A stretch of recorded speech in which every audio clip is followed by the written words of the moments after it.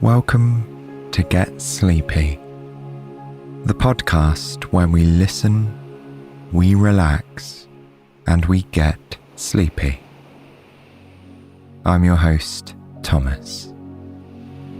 I hope you're all doing well out there, and it means a lot to have your company tonight. I'm sure you've heard of the Taj Mahal, the majestic ivory-white marble mausoleum in India. You may have seen it in travel photos, or maybe you've even been to the legendary place yourself. But no one living today saw the Taj Mahal as it was being built.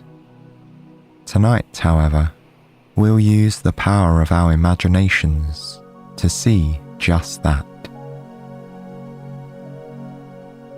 So, let's take a moment now to transition from the busyness of the day into the slow and peaceful ambience of night.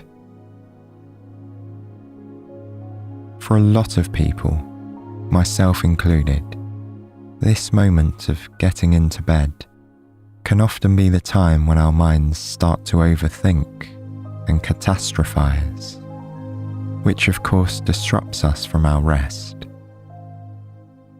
Without the chores of the day to keep us occupied, it's easy to feel confronted with numerous worries and thoughts when our head hits the pillow. That's why it can be good practice to keep a diary, so you can offload those thoughts on paper before bed each night.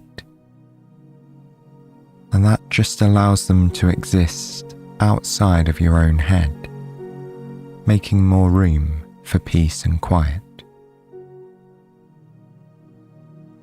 At this moment right now though, all I want you to do is breathe nice and slowly, really filling up your lungs with the inhale, and then gently letting the breath go as you exhale. And at the same time, repeat the words, "I am calm," in your mind. Breathe in and say to yourself, "I am." Then as you exhale, say, "Calm. I am calm."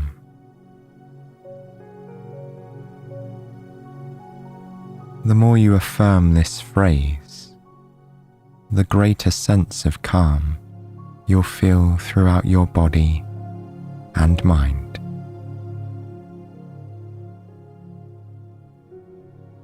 And as you gradually sense that easing of worry and disruption, you can simply continue along the path to sleep by listening to the sound of my voice.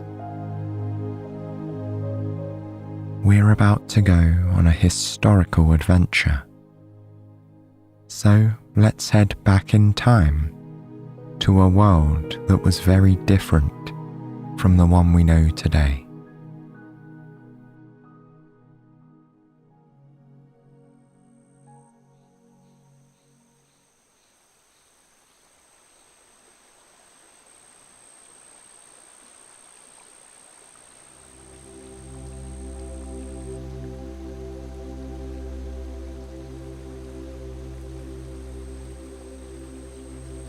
It's a cool, quiet morning in the Indian city of Agra. The year is 1640. Construction of the Taj Mahal, which means crown of the palace, has just about wrapped up. The Mughal Emperor Shah Jahan had the Taj Mahal built as a loving tribute to his wife, Mumtaz. She was laid to rest here a few years ago. The Taj Mahal was originally built as a mausoleum for the emperor and his wife, But over the years, it will become famous throughout the world as one of the most stunning symbols of love ever made, due to its unparalleled beauty and the care that inspired its construction. You stand at its gates now, relishing the crisp morning air. Built on the southern bank of the river Yamuna, it's a beautiful, dazzling white building. Although you can't see the river from where you're standing, you can hear the sound of rushing water in the distance. Every once in a while, it's accompanied by gentle birdsong, creating a beautiful morning melody. It makes you feel grateful for your presence here, this early in the day.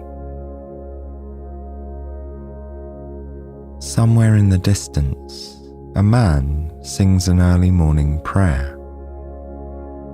The notes of his voice are carried softly on the wind, blending with the harmonies of the birdsong and the river. You close your eyes and try to focus on his voice, which is both soothing and deeply moving. The city around the Taj Mahal is just starting to wake up. Farmers are heading to their fields, and shepherds are herding their animals. Roosters cry out from various corners of the city, their calls echoing through the air. Every single sound is clear and distinct. One day in the future, the skyline will be filled with buildings. But in this moment, you can only see the Taj Mahal and a few other colourful domes in the distance. There is plenty of space between them, so you can see the sky clearly. It's streaked with shades of yellow and orange from the rising sun, complementing the reds and blues of the domes. Agra used to be the capital of Shah Jahan's empire, and it shows in the quality and number of important buildings here. Although the capital was moved to Delhi in 1638, the splendour of this city has not dimmed in the least. Agra benefited from the emperor's love of art and architecture. The Taj Mahal may be the crowning glory of his patronage, but there are also many attractive red brick buildings that dot the landscape. Shah Jahan was the fourth emperor of the Mughal dynasty. Primarily based in the Indus Basin, this impressive empire covered most of India, Afghanistan, and current-day Pakistan. The Mughals were known for their support of the arts. They introduced many aspects of Persian life to different parts of South Asia, creating a rich cultural tapestry that will leave its imprint long into the future. In this part of India, the Mughal influence shows in the architecture. For example, minarets, the tall, thin towers that are attached to mosques, are very common. The Mughal style of architecture often features elaborate carvings. Many of these buildings, like the one before you now, have rounded domes as well. While the Taj Mahal was built from marble, other buildings were predominantly covered in small pieces of tile instead. Marble was too expensive for most people to afford. You saw some of these tile-covered buildings when you walked through the city earlier, but your path eventually brought you to the gates of this most famous monument. Soon you will be able to shadow the chief architect, Ustad Ahmad Abdullah Lahori, as he oversees the finishing touches to this glorious creation. You stroll through the wide courtyard of the Taj Mahal, where the architect, Lahori, is assessing the area. A tall, bearded man wearing a turban, he has a calm, contemplative expression, and he walks slowly as he looks at everything in detail. In the next few years, the architect plans to turn this space into a lush green garden with a pool dividing the courtyard in two. It will be filled with the clearest, bluest water, and it will be known as the reflecting pool. The edges of the pool will be lined with trees, creating a wall of greenery on either side.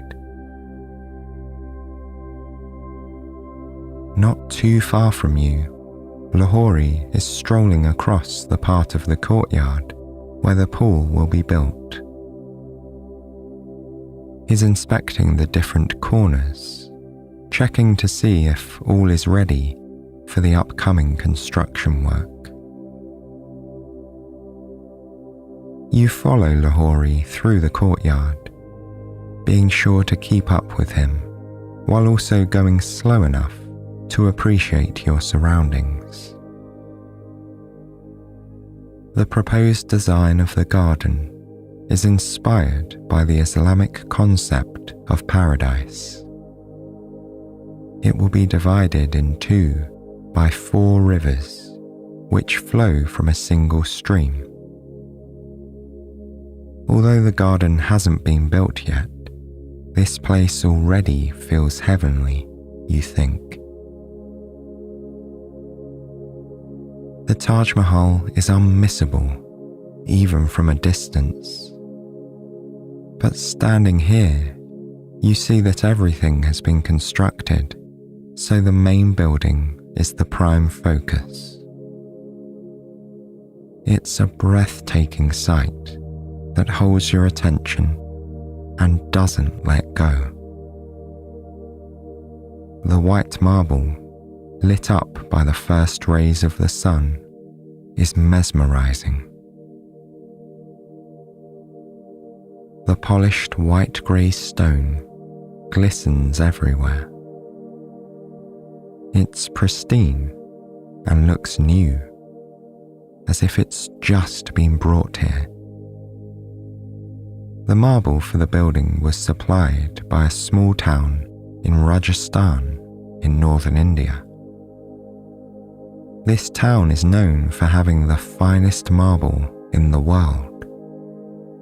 Only the best would do for the emperor's beloved wife, after all. But the Taj Mahal isn't entirely marble.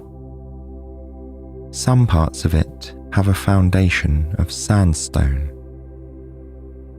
Plates of marble reinforce these areas, covering up the sandstone and creating a structure that is beautiful and sturdy.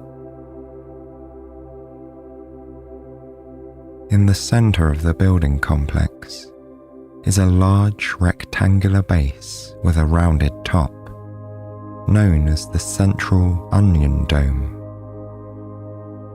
The highest point of the building stands at more than 70 meters, cutting an imposing figure on the landscape. 4 tall minarets stand apart from the main building. When viewed from the garden, they give the effect of framing the onion dome structure, adding a sense of depth and grandeur. The minarets have rounded tops, resembling smaller versions of the central dome. The whole complex is strongly inspired by traditional Persian architecture. The central dome is smooth and shiny, with not one flaw to be seen in its construction. It seems impossible to believe that something this perfectly smooth could be carved out of rough, heavy stone. The garden you're walking through is covered with soft grass. Your feet sink into it as you take the slow steps towards this gorgeous monument. You find it's hard to take in all its beauty at once. The grandeur of the dome is dazzling, and you want to keep looking, so it's embedded in your memory forever. You notice some steps on one side of the building. A few workers are sitting on them, having their morning coffee and maybe a bite to eat as they get ready for a day of work. Their job is to take care of the carvings, engravings, and calligraphy found within. The decorations of the Taj Mahal are what you're here to see. You want to fully understand just how much work has gone into making this extraordinary place. The chief architect, Lahori, stops at the gate of the primary structure and examines something by the door, which is unlike any other gateway you've seen. It's as grand as everything else in this building complex. There's a massive arch at the top, and the panelling is decorated with an intricate floral design. You see some Arabic calligraphy as well, but it's only half done at this point. Some of the workers you saw outside are probably the artists for this part, you think, marveling at their craftsmanship. You take a closer look at the black lettering on the stone and see it's engraved ever so finely with flourishes and swooping letters. The Great Gate, which leads to the Taj Mahal, is famous for its main inscription. It reads, "O soul, thou art rest. Return to the Lord at peace with him, and he at peace with you." This inscription was completed in 1609, so it's already been here for some time now. There are many lines from the Quran that adorn the monument, as it is, at its heart, a final resting place. Many of the inscriptions and decorations in the Taj Mahal include floral designs, abstract shapes, and free-form lines. In some areas, the marble is inlaid with black jasper, which is a member of the quartz family. The inscriptions higher in the walls are larger and arranged so that someone looking up from the ground can still read the lettering. Even the tiniest detail here is deliberate and carefully thought out. You follow Lahori as he moves towards the central chamber of the main structure. As you approach, you can hear artisans inside the empty room, working away on the delicate walls. Their chisels and hammers make soft tapping sounds that reverberate through the large space. Once in a while, a worker stops. The sounds fade as he blows off the stone dust and examines his work.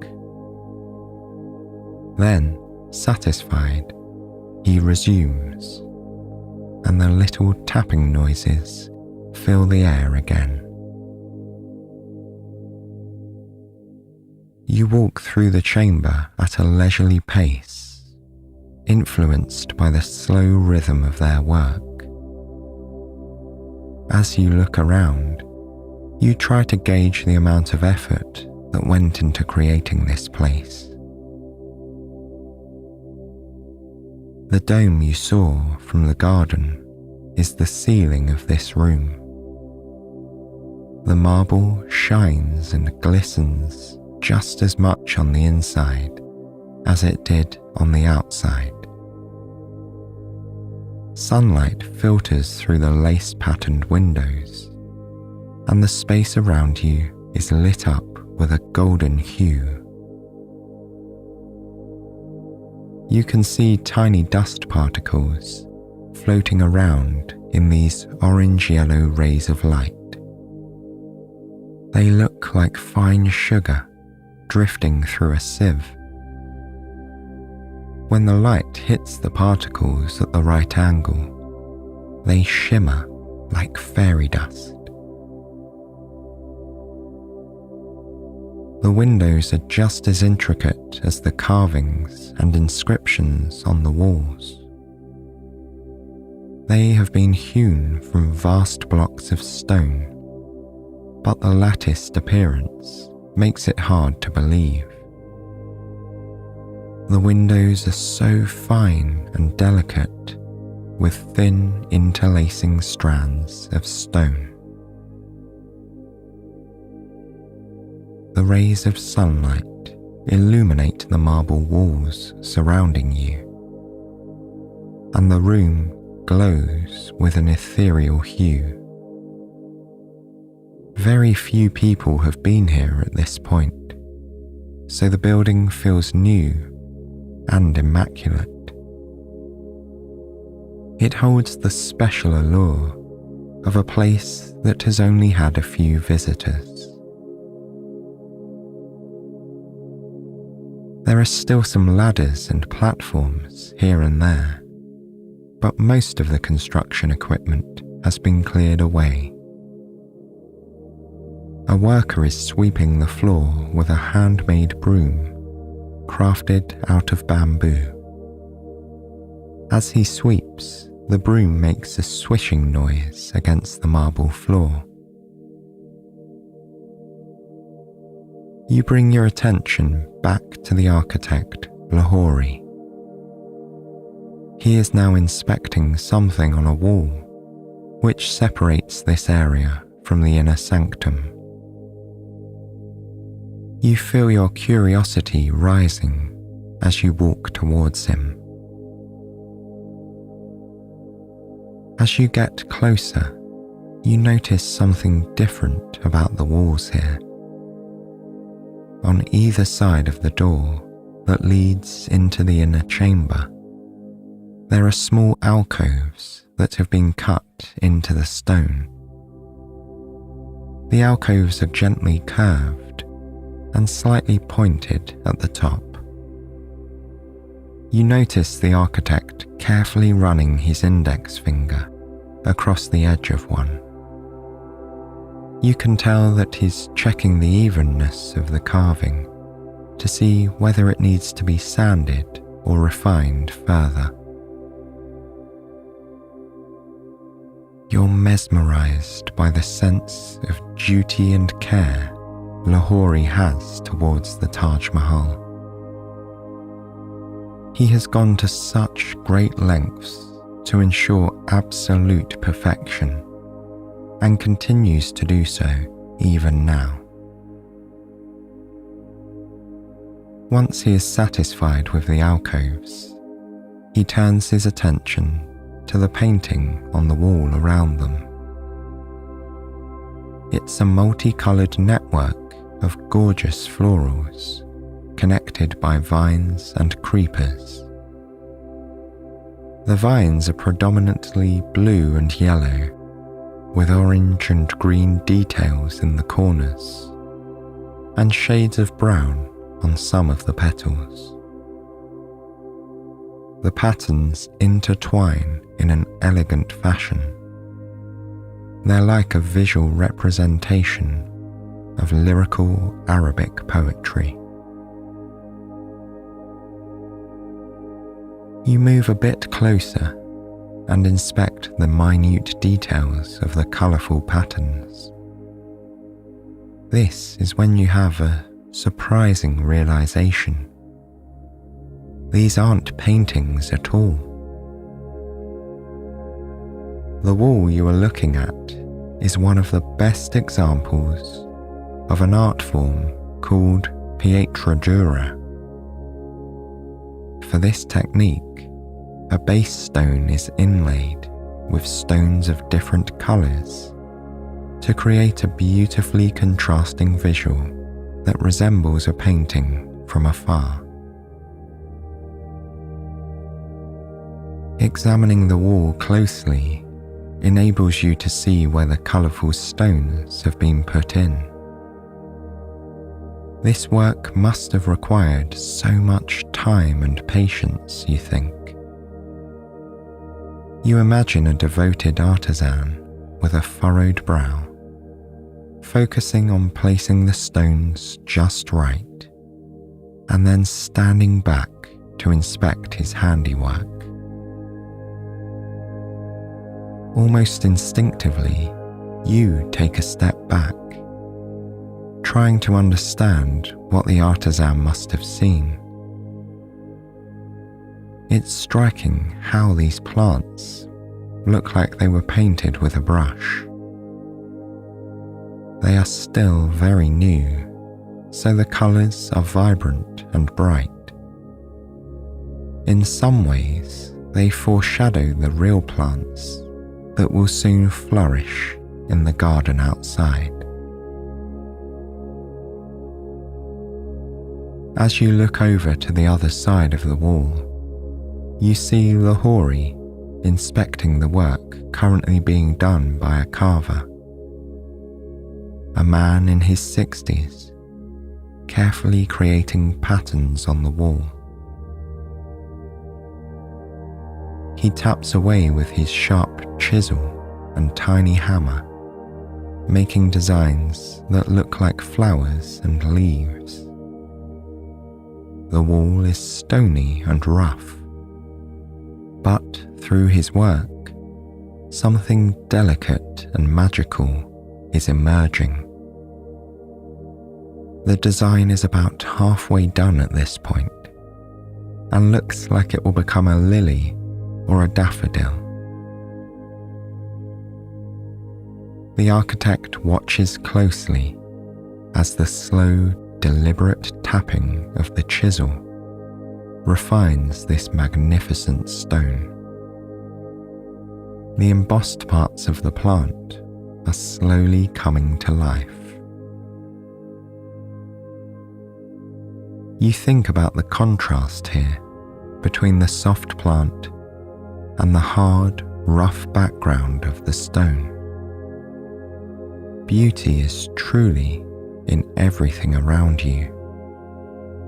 It's just waiting to be revealed by an artist's hand, working steadily and gradually. When Lahori is satisfied with the work of the artist, he begins heading towards the interior. This is where the tomb of the Queen, Taj Mahal, is located. She was buried here just a couple of years ago. This is a sacred, somber place. As you enter the room, you feel the sense of serenity and calm that pervades the air. The tomb is located in the middle of a circular room. Surrounding it is a boundary wall, which has the same lacy pattern you saw on the windows outside. It looks almost like a trellis, only denser, with smaller gaps. Walking closer, you notice that the gaps visible from afar are actually formed by interlinked floral carvings. The stalks and tiny leaves are spaced evenly. What a marvelous work of art, you think. The intricacy makes you wonder about the bond that must have existed between the emperor and his wife for him to create something this breathtaking in her honor. The tomb itself is the definition of beauty and grace. It's decorated with exquisite Arabic lettering. These are the 99 names of God as given in the Quran. Although you don't understand exactly what each one says, you find yourself staring at the black writing, transfixed by the looping, slanting script. Sunlight filters into the room, but it glows a slightly darker orange than the light in the other chamber. Perhaps it's because of the angle at which it enters, or just that it's later in the day at this point. It illuminates the intricate patterns that cover the floor. Before long, you see that Lahore is getting ready to leave. You follow as he walks through a corridor lined on one side by massive windows. These have the same lace pattern. As you walk through the corridor, your footsteps echo off the stone walls. Lahore is making his way to the back of the Taj Mahal. He'll be checking on the other buildings which flank the main one and are currently under construction. You wonder if you should follow him. It's true, you're curious to see the mosque and the guest house that are being built. As you ponder, you reach the open platform at the back. Here, behind the main building of the Taj Mahal, you're offered a lovely view of the Yamuna River. You pause to take it all in, while Lahore continues on. There isn't much for him to do here, as this part has been completed. But you'd like to stay. The other buildings can wait for another time. Standing at the edge of the platform, you take a long, deep breath. It's a bit later in the day, and the air is still cool and fresh. The sun isn't too high in the sky yet, so it's only just beginning to warm up. It's a comforting kind of warmth that leaves you feeling content. You touch the marble boundary wall of the platform and run your fingers across the surface. It's remarkably smooth to the touch and cool against your skin. As you stroke the smooth marble, you consider how this place came to be. You think about all the people who gave so much of their time to make Shah Jahan's dream a reality. You gaze at the Yamuna River as these thoughts drift through your mind. The Taj Mahal is gorgeous in its own right, you think, but the sight and sound of the river adds another dimension to the experience of visiting this place. The water is pristine and clear, and the bank is wide. You see a couple of horses by the river's edge, drinking water before moving on. You think it could be easy to spend the next couple of hours right here, gazing at the river, letting your mind wander through all the wonderful sights you've seen.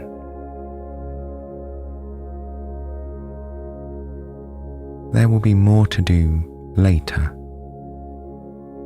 but for now, you're content.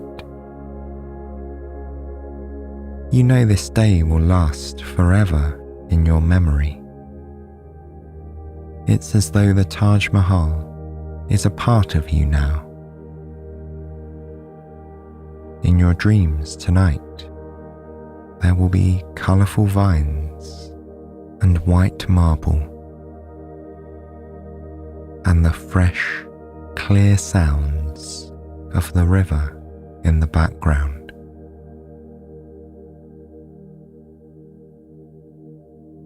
You feel the love that is reflected in every carving and design. Like so many visitors in the past and future, you've been mesmerized by the grandeur of the Taj Mahal. You'll think about this place for days to come, grateful to be living in a world so full of beauty.